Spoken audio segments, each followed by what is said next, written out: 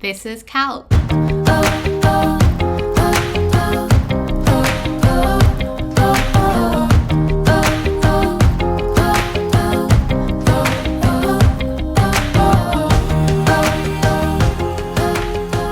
Hey everyone, I'm Kalia, creator and host of the Admiration series with a focus on creative women in business in collaboration with Kalc. And today, on the very first episode, I've got Beck joining us here all the way from Melbourne, Australia. Hey Beck, how's it going? Very good. Thank you. How are you? I'm really well, thank you. Goodness me, thank you so much for joining me on this very first episode. I know it might sound a bit strange to some of our listeners, me saying you're all the way in Australia, because clearly I'm Australian, but I'm all the way over here in the UK. So I appreciate so much the time difference and you sort of just coming here and being on the show. So thank you so much for that, Beck. Very welcome. Yeah. I think just to sort of explain to our listeners, obviously this is the very first episode of this podcast. We'll enter with a couple of questions, a series of questions, and then at the end, we'll sort of touch on a creative exercise. And I don't really plan these in advance. This is sort of based on our conversation, us connecting, us really having things to say. And then I take that and really try and turn it on its head and use creativity and design thinking to, look at things in a different perspective. So for those who are listening, you may hear me, scribbling away in the background. And, for those who are watching, you might, see me with markers and pens and stuff like that. So I guess then just back, this admiration series, what started off as a bit of a sticky note on my vision board on my wall. You really were just a lot of the inspiration for this series. We were so lucky to work together in Melbourne, and I remember when I was meeting you, and it was just, oh gosh, it was such a hot day, wasn't it? It really, yeah, I know. It really was. And I remember moving back from the UK and just being like, oh my gosh, there's so much like energy here, and the trams were passing by, and there's all this like Asian food with the tapas. And I remember when you walked in, it was almost like a little bit of like a mirage. And I just remember seeing you and just being like, oh my goodness, like I want to be her. Like you have this funky haircut and you just oozed like, oh, you had just such presence. And I guess, really, finally, I can kind of get you on record.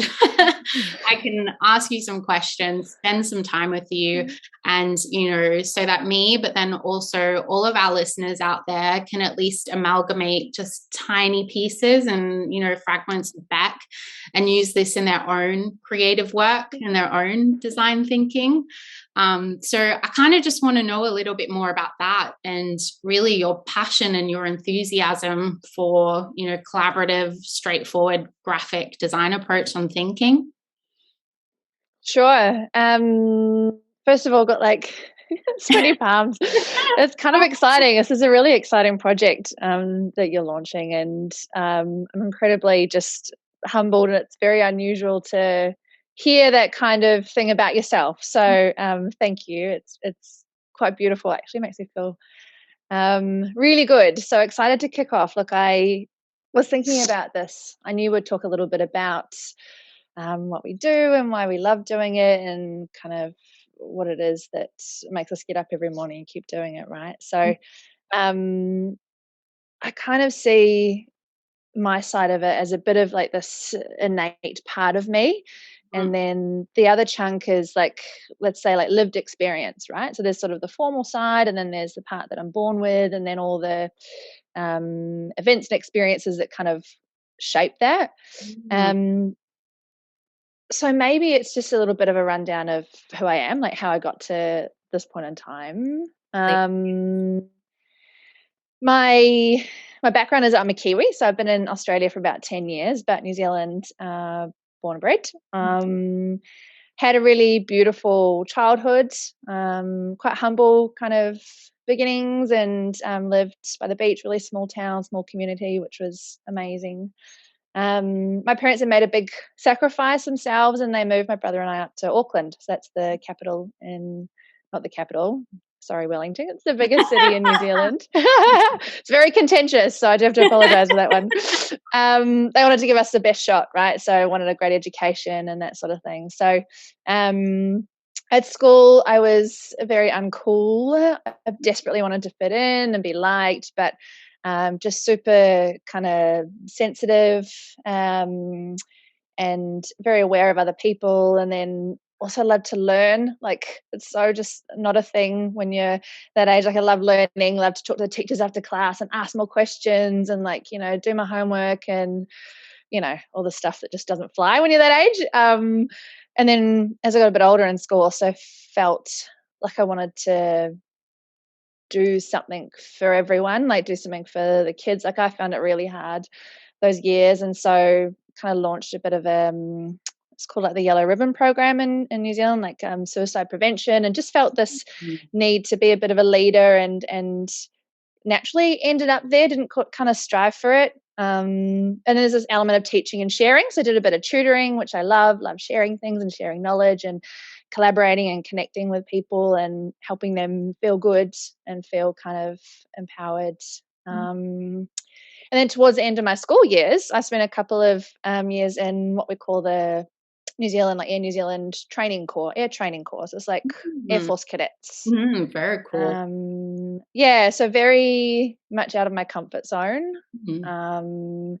But because it's military based, right? You've got this really epic kind of togetherness and camaraderie, and it has to be very stringent and rule based. But within that, you get such a sense of who you are, even to push your own limits and connect with people. So very lucky to have done some like solo, I call them like survival overnight training things, and let's fly a plane, did like rifle training, amazing opportunities. Wow. Which sort of ended up shaping me in a whole nother way, gave me this confidence that maybe I didn't have at school. And military is amazing for that kind of thing. Wow. And then studied away from home. So moved away at about 18 to Dunedin, bottom of the South Island in New Zealand. And I did design and psych. So Bachelor of Arts, but this kind of design component. So what we're talking about, like creative and looking for solutions and understanding people and processes. And then the other side is psychology. So the forensic side, I got really kind of intrigued by, and then developmental. And so kind of these two pieces, these two kind of paths are coming through. You can see a bit of a pattern with those.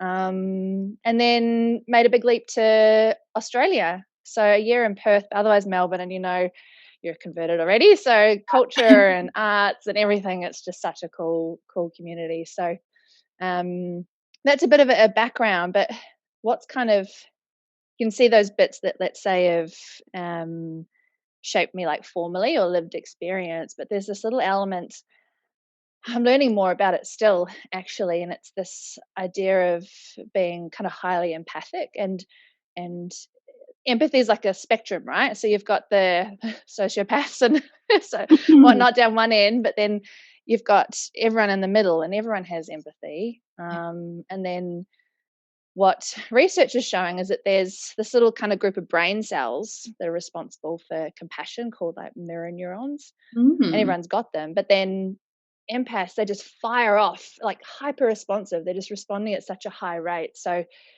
things like feelings like really resonate, things are felt a lot deeper. So that's kind of where I identify as well. So I find it incredibly hard to watch any kind of cruelty to like animals or people, or like particularly kids, the elderly, those that are vulnerable. Can't watch violent movies.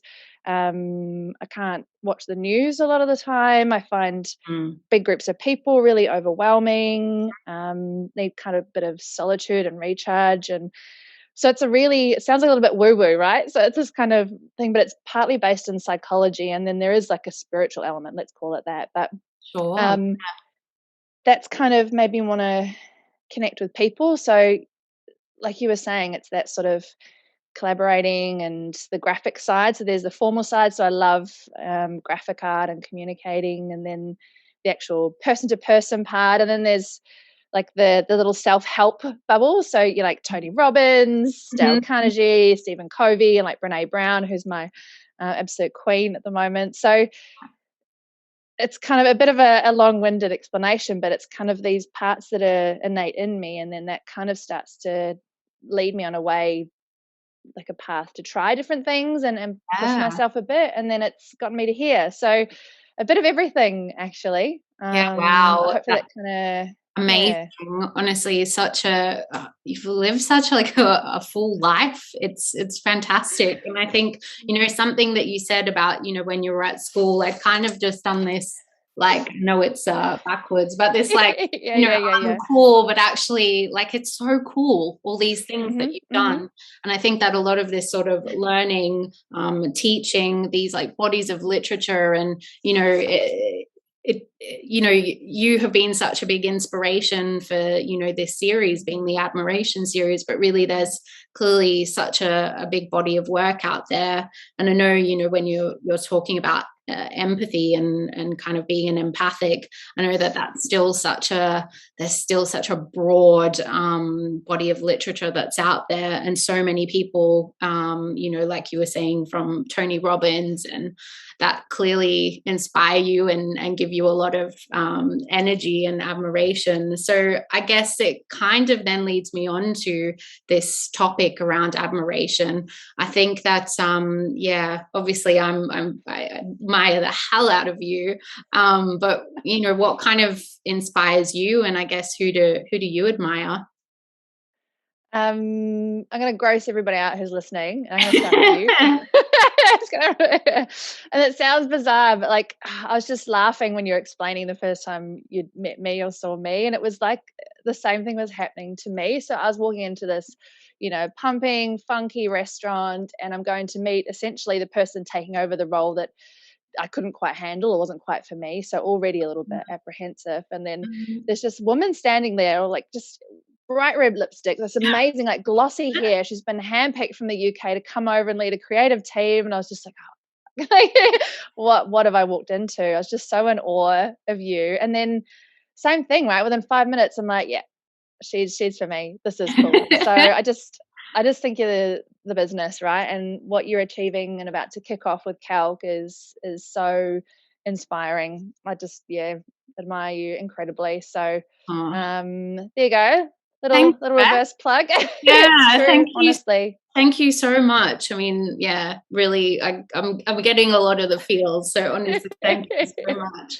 I think as well, these the people that you were also talking about in terms of podcasts, I guess in a lot of ways, this kind of maybe subconsciously gave me this idea in terms of launching a podcast as well. So tell me a little bit more about some of these people that you have been listening to, and what inspires you about them.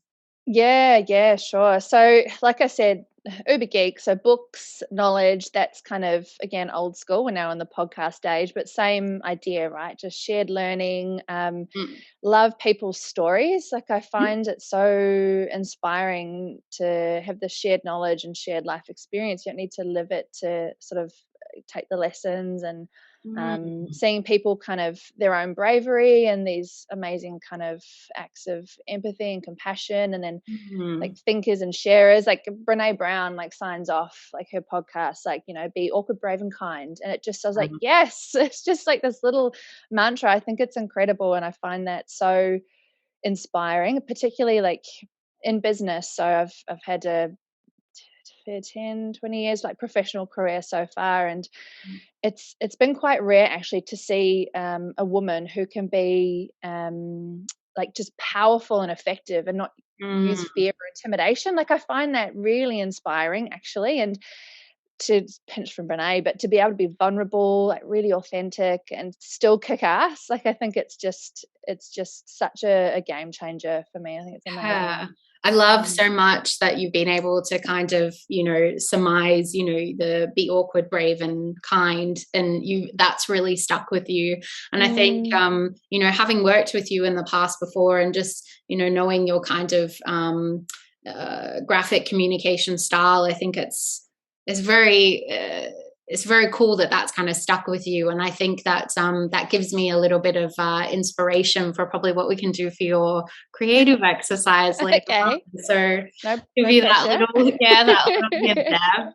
I think because we're speaking quite a lot about, you know, bodies of literature and you know, people of inspiration. You know, I recently finished reading a book, and it's called The Magic Art of Not Giving a Fuck by Sarah Knight, which I was Love. sure that you've heard before.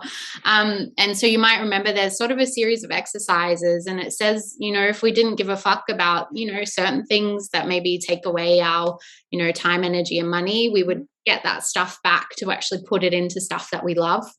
So I guess I'm really curious about this, you know, changing period of time, you know, thanks COVID, where we always have to constantly readjust to change. And I'm sort of coming to my own conclusions that, you know, our biggest resource at the moment is, you know, our energy. And so I want to know a bit more about what gives you energy, and I guess alternatively, what maybe is taking energy away from things you love.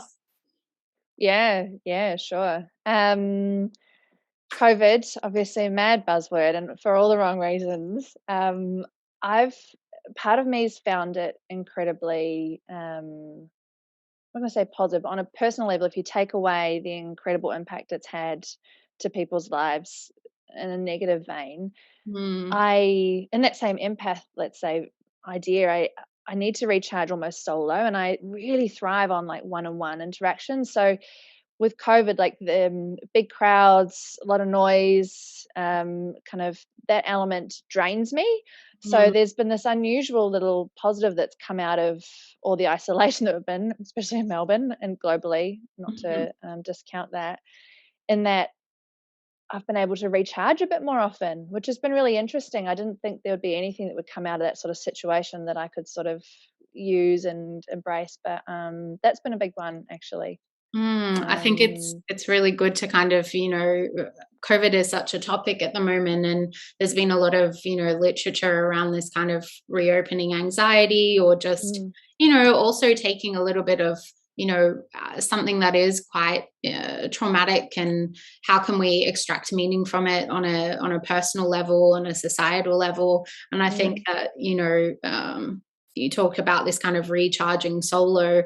I think, you know, we're so quick to kind of fill our time with, you know, events and things and stuff. And, you know, Melbourne is also one of the biggest kind of, you know, food festival culture. And I think, you know, to kind of come away from that and experience this time of solo recharging, it's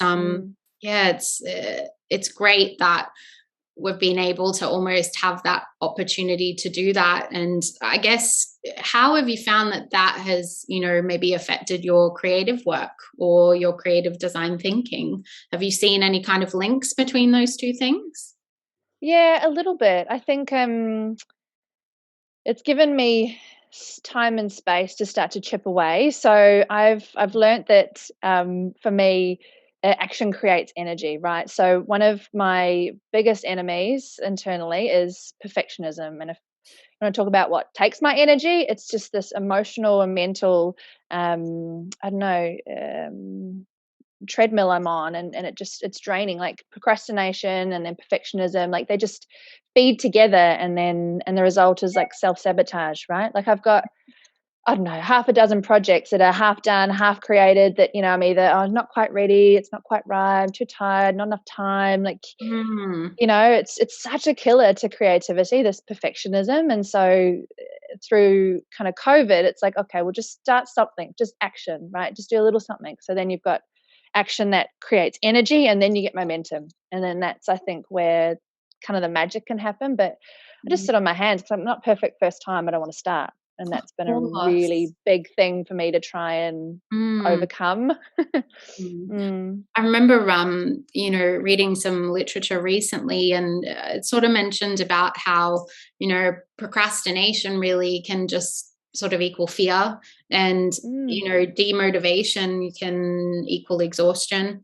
And I think that, you know, given this time of COVID, where we've all been incredibly fearful, very anxiety driven, from everything you see, even if like you said before, you don't, watch the news too much, but it's still there. People are talking about it, and it's there, even if they're not talking about it. And I think, this fear and this, anxiety that a lot of us have experienced, but then also this, we're tired and we're exhausted and having to constantly kind of readjust to, change. And I think it's if what and you mentioned quite a bit about the sort of self-sabotage and the perfectionism. I think working towards the creative exercise, I think a lot of it is really kind of just trying to get a bit of a focus, just so that it's kind of starting here and then reaching out.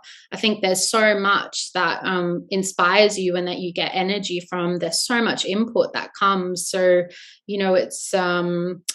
it's such a fascinating time in this world where we've got this situation of COVID. It can be very hard to kind of focus on just the one thing, and that tied in with the kind of creativity side of thing, when we're always being inspired as creative women. I think I feel like I'm really gaining a little bit of momentum towards what we can do later on, which is great. I think that, speaking about bodies of literature, you and I have spoken about the word flow before. And I want to sort of know a bit more about what this means to you and your methodology behind captivating it in your work. Yeah, sure.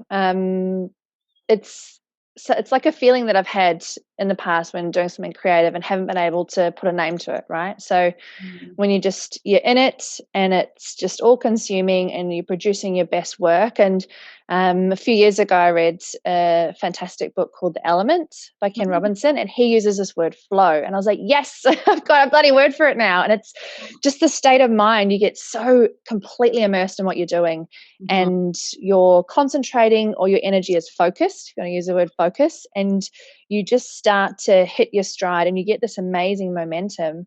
And then hours go past, right? Like whether you're reading like me, or creating something, whether you're composing music, whether you're doing Lego, like all these creative pursuits that you can just lose yourself in it. And that flow it's like when you're living your purpose a little, right? So you've got this outlet, you've got all of your skills, and then all of a sudden it comes together. I think that's kind of where the magic happens, right? Very inspiring. Yeah, it's fantastic. I think this series is, it's labeled Creative Women in Business, and I think I want to ask you a bit more about what that means for you. And it can be a bit of a loaded title, I guess, different expectations from society, from the workplace. And I guess I want to know a bit more. Does it give you, a sense of lightness and freedom, or more weight and responsibility? Definitely a heavy one, right? Or could be. No, we might not let it. We're well into the questions now. Yeah, no, it's such a good one though. And like, you could have easily have called this series Creative People in Business, right? So, but you didn't. Yeah. So what is it about that word? It's so emotive. Like I think, was it Mother's Day? And we're talking about it at work, and mum is the most like emotive word in the English language, and women is so intrinsically tied to that too, right? So what is it about that gives this admiration series kind of its identity? And I'm going to sit on the fence. So I'm going to say it's kind of twofold, right? And from my perspective, so the freedom and lightness you get from being creative in itself is incredible, right? That flow, it's just the best feeling in the world. And so seeing the impact, like when you produce something, it doesn't have to be something tangible. It could be an outcome or a feeling in someone else, but the impact of that on others is the same. It feels just really meaningful. And then I think being a woman gives me extra insights, right? And those experiences that are unique to us have create a heightened empathy and understanding, and so that there can then form part of the inspiration for the work I do, like the physical output, the creative stuff, or if it's working with my team and speaking with them. So, and that way, I think the lightness comes from kind of supporting that empowerment. And then the other side of the fence, the fiery side, right? Sometimes I feel a whole lot of responsibility to keep paving the way, So as a leader, creative leader, as a female leader, um, sometimes I get quite, resentful. I'll tell you a story. We had it may have been good old Facebook, but I remember reading an article around a gentleman that had been running a business, and he was engaging with a particular client, Mm-hmm. and that client was responding unusually. So they were kind of challenging his guidance and his advice, and he was questioning it and was a little bit kind of potentially condescending. And the owner of the business couldn't quite understand it. And then he realized that actually the signature was of his female business partner. And Wow. so then he said, "Oh, sorry, mate, actually, it's actually me, Tom, here." And Yeah. then the guy changed. Then the customer completely changed. It was also a male client. And then it was, "Oh, okay, sure." And then all of a sudden embraced the ideas and completely changed the interaction. So Wow. that sort of shit grinds my gears. Like I get so frustrated and angry, and half the time I have to not even think about it. And then like it's just ridiculous. Those kind of attitudes are exhausting. This is why this could get like a heavy question. But so the other side, however, let's just say from that, anger, the fire, sometimes that can be good fuel too, right? So both sides. How's Yeah, that? absolutely. I think, to your point earlier on when you were talking about, labeling this, creative women in business, it's because things still need to be said, discussions still need to be had. I think, we're not in the 1950s anymore, bless that period of time, but, we probably aren't quite where we would expect to be as women and as creative women in business. And I think, my opportunities that I've had, in the last sort of 10 years of my professional career is that I have worked with some incredible creative women, and, we have things to say and we have ideas. Yeah. I think and I think creating this discussion is it needs to be heard, and it's worth being talked about. So I think, your energy, whichever side of the fence it's on, is relevant and valid. So thank you. Yeah. Thanks for being just so transparent and sharing that. That's great. I think as well, I'm quite curious, speaking about this series, a lot of it has to do with, where we can connect with, say, core values. And so I want to sort of ask you about that. What are your core values? And I guess, how does it come through in your creative work? Values is an interesting one. I think we have these like intrinsic values, or like our values that are formed when we're very young. But like my good mate Tony Robbins says, you can actually choose those and shape them and then live by the new ones. You can reset it. So I have it's like family and like humble upbringing, and like that side of it, those values connected to that are there anyway, and they still serve me.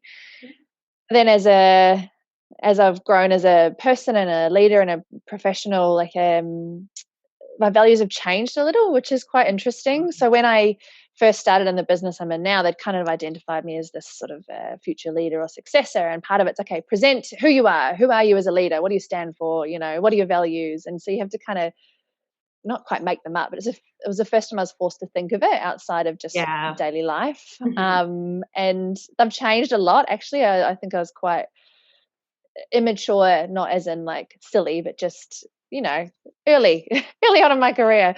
So as I've grown and as I've known myself more, they've kind of formed there's sort of three main ones that I see coming through in the way I interact with the world, I guess. One of them's empathy, so being really empathetic, and touched on that before. I connect with that innately. It's just there. So then I try to live by it as well. The other one is being curious. I think as creatives, we're curious, right? We're looking under rocks and we're scratching things and giving it a go and asking questions and asking why. And so that's a big one for me. And to be curious, you have to be open. So those two work quite well. And then the third one, I think I'd say growth. And it's a bit hard to call it a value, but I think it's something that I also try to embrace. It's like life is messy and painful and awkward, and and amazing and inspiring, but it's growth. Like, it's in those moments that you make headway, and it shapes kind of who you are. So as a value, those three, so empathy, curiosity, and growth, they also kind of shape me as a creative woman as well. So you can't be creative without a lot of those things, and to create meaningful work or meaningful impact, you need the empathy, and you got to be curious, and then it's all about growth and pushing yourself, and challenging things societally as well. So Mhm. yeah, there you Yeah. go. I'm I'm definitely there with you. I think always the counteract to core values can be limiting beliefs. So Mhm. a lot of that is associated with maybe things that we just feel like we can't do or really would love to do that we can't.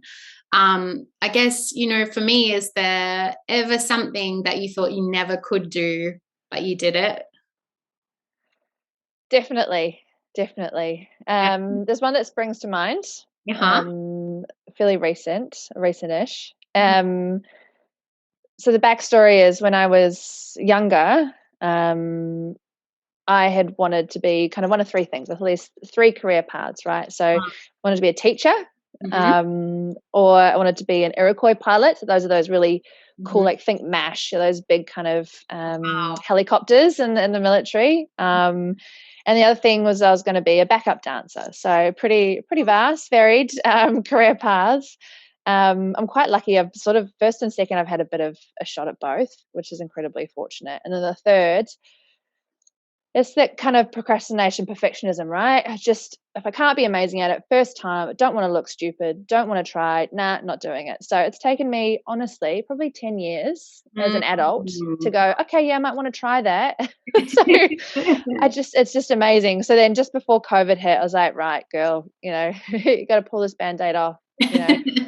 Now, So I know, exactly, especially, yeah, as COVID was creeping, like, no time like the present. So jumped into hip hop classes. So I was like, okay, if I'm gonna oh, go for it, I'm gonna go all out. very cool. um Very cool. And it's amazing though. Like, I had to make peace really quickly with being shit. Like, and I'm still not great.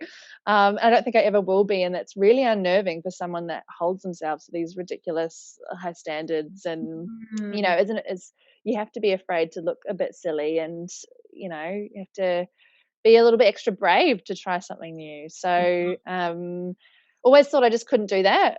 And it's taken a very long time, but generally I get there. Even with the things I think I cannot do or could never do, I eventually get there, even if it's 10 years in the making, right?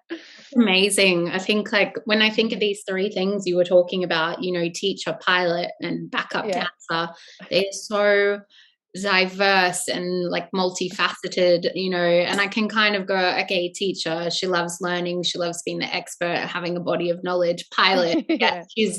she's in the sky, she's out of here, and then backup dancer. I think it is, like, so much of an expression of creativity, but then also Mm. yourself, and doing something that is, like you said, so out of your comfort Mm. zone. I guess, thinking back to when you were, that age, when you're thinking about all these things that you want to be, what's a piece of advice you'd give to Beck back then? Oh, bless her. Poor thing, right? Like, my teenage years were rough. Like, people would go, "Oh, I'd love to be a teenager again." Like, honestly, you couldn't pay me enough. It was tricky. Desperately wanted to fit in, and felt things really deeply, and was, wanted to be cool, and but was too Mhm. much of a learny geek. And it's hard. Those years are hard. I would say, what would I say to her? I would say be kind, right? I'll talk to her heart, and just say, be kind and gentle. And you'll achieve more than what you ever think you would. And just, have a bit of patience, and then it'll be tough. Like, I think that's when I was that age, everything was tough, like, incredibly tough. And it's not to discount it either. Like, those feelings are so Valid. genuine, and there's so many kids that go through incredibly hard times, and even just internally. So, like, it's just probably letting her know that it's, what's that amazing saying, this too shall pass, right? The Sultan's ring. So yes, and then its beauty, it will go, and then it's the pain will go. So yeah, and Mm. just give her a big hug. Poor, You can do it, girl. You'll be all right. I Oh, poor me. I love as well that you've also, so much throughout speaking, you kind of got these, short kind of phrases, I can almost like visualize them like in a, like a tangible format. And I think, I really want to, go on to the creative exercise now and kind of shape that a bit and use it as a bit of a focus and sort of focus on different bodies of literature to support that. So here's what I'm thinking. I want you to choose a color. Okay. Blue. Okay. And then I also want you to choose a letter. J. Okay. So what I'm thinking now, I know we've spoken quite a lot about even like podcasts and, but there are quite a lot of, you've spoken about books as well. And I think let's keep it at that. Let's use books as our kind of bodies of literature and knowledge to kind of help support us to, to explore this creative exercise. I think if you've got blue and you've got J. So what I want you to do is go and have a bit of an explore, get in your MASH plane around your yeah, look out. Yeah, exactly. Here she comes. I want you to go find 3 books that have blue in the cover of the book. Okay. Yeah. The color blue. And then I want you to find 3 books that have the letter J in the title. And then what I want you to do is kind of go through those titles of the books. And I want you to totally remix these, take, parts out of words and just completely remix them. And I want you to use that as inspiration to create your own body of work and your own title. So, I know that you know the design process really well. Chuck it all in there, try and get as much try and use all the words if possible, and then really refine it to be as specific as possible given the kind of restraints. And then because we've also spoken about, this kind of, and I know that you're formally, kind of educated in graphic design as well, I think it would be fantastic to then really ask, do I need words to describe this? So how could I maybe visually translate this? So we'll take a break, go have some fun, and I'm so fascinated to see where it takes you. No pressure. Yeah, none at all. All right, well, listeners, we'll be back very soon. Process-based, co-creating transformation and delivering results. Curious for more? Then head over to Instagram. That's Kalc __ on Instagram. Hey Beck, welcome back. Hello. How'd you find the exercise? It was good. Very good. It was very good. I'm really looking forward to see what you can share. Okay, so first part of the task was to go get some books, of which I have many. Turns out very few books have the letter J in their title. So I had to bend the rules a little, but what I do have, I have 3 books that have blue covers. So I have The Born Identity. Okay, yeah. I have Running Hot. Very good. It's Lisa Tamati. She's amazing. She's an ultra marathoner from New Zealand. I've got one of our sequels, actually. I don't know if you've read the first Mark Manson. It's the subtle art of, as opposed to the magic. Yes. One of yours. Also blue. So those are the 3 blue ones. Okay. I had to stretch the brief bit with the J to be an author's names. Okay. So I have J.R.R. Tolkien, Lord of the Rings. Great. I have The Happiness Project, which did have a J in it. Very good. Great. And then I have Feel the Fit and Do It Anyway by Susan Jeffers. Another J. Very nice. So that was part 1. Great.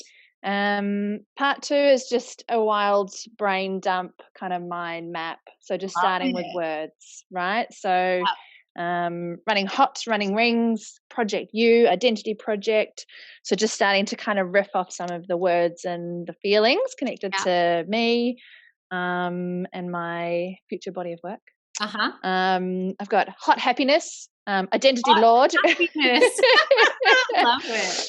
So some of them I was like, actually, that's really fun. I'd have to redefine the content a little, I think, to shape it. But running happiness, and then it kind of started to shape itself a little bit, and I won't read out those because it will give away mine. I made a book cover for my first body of work. Would you like to see it? Yes.